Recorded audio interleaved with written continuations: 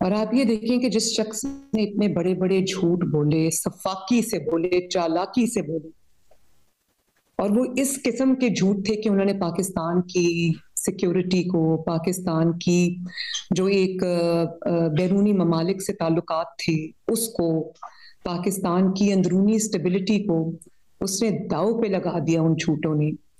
और इतने बड़े बड़े संगीन वो झूठ थे कि उनके उसका सच बताने के लिए जो डीजीआई हैं, डीजीआईएसपीआर हैं, उनको मैदान में आना पड़ा, उनको अपनी खामोशी तोड़नी पड़ी, उनको सच कौम के सामने रखना पड़ा।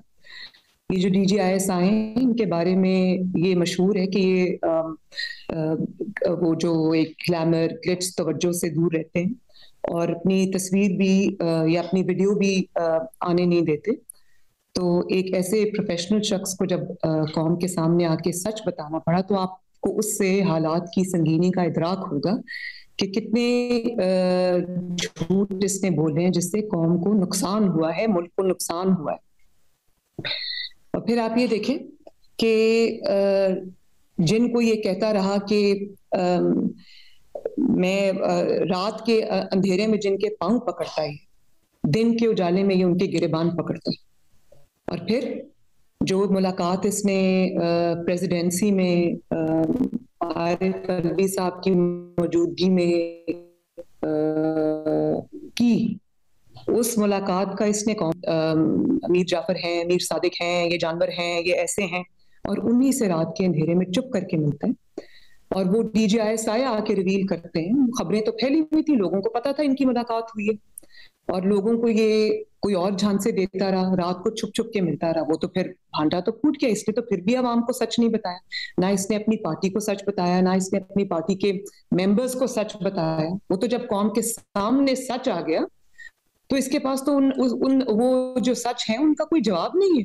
कौम इतनी देर से इंतजार कर रही है, हम इंतजार कर रहे हैं कि जो इल्जामात इसके ऊपर लगाए गए हैं, जो संगीन हकायक बताए गए हैं, उसका कोई जवाब आएगा, लेकिन जवाब नदारद। उसकी वजह यह कि जवाब है नहीं। सारा जोर इसीलिए रखा हुआ है गाली गलोच के ऊपर, ओए फला मैं तुम्हें नहीं छोड़ूंगा, मैं तुम पे 10 अरब का हर्जाने का दावा करूंगा, चीफ इलेक्शन कमिश्नर इनका जाती नौकर है। आपको शर्म आनी चाहिए ऐसी बात करते हो।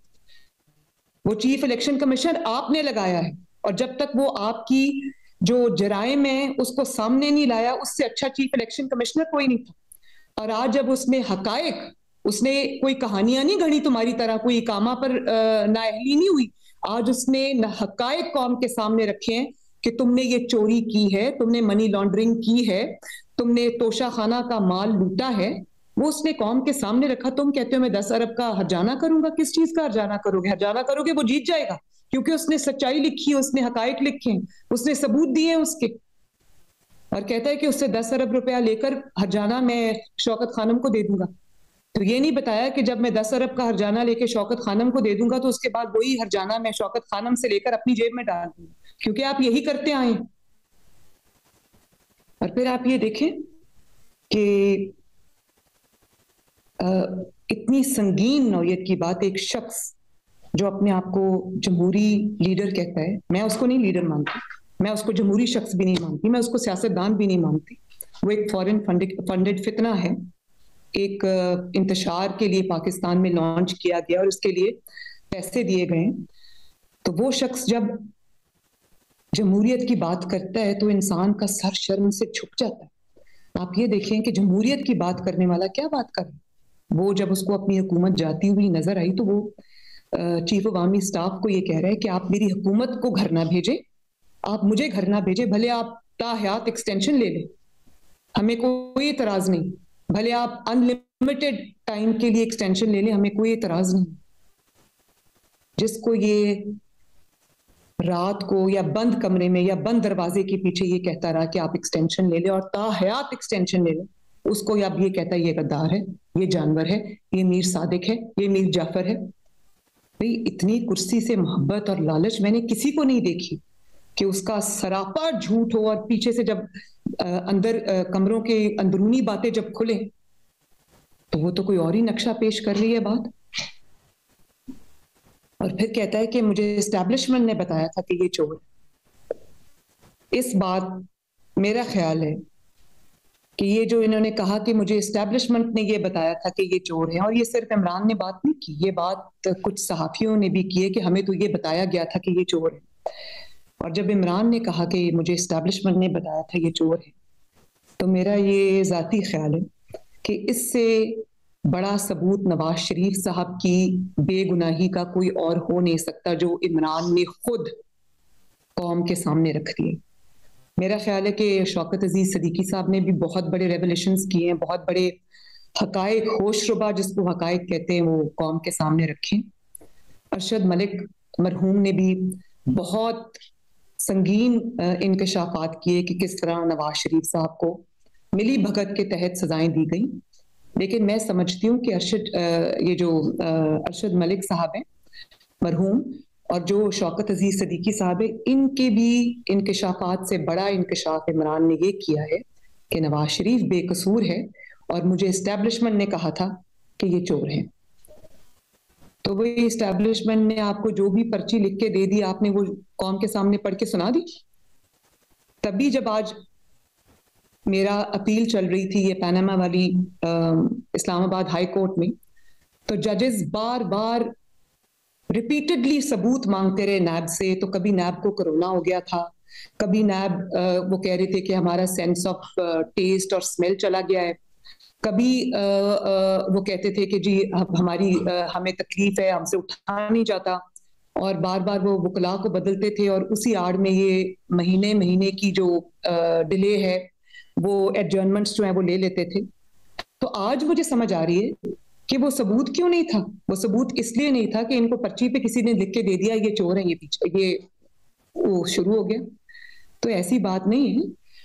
बात ये थी कि आपको पता था कि इल्जामात की बुनियाद पर कभी अगर सजा हो भी जाए तो वो शॉर्ट लिव्ड होती है, उसको मिटना ही होता है, एक ना एक दिन सच को सामने आना ही होता है।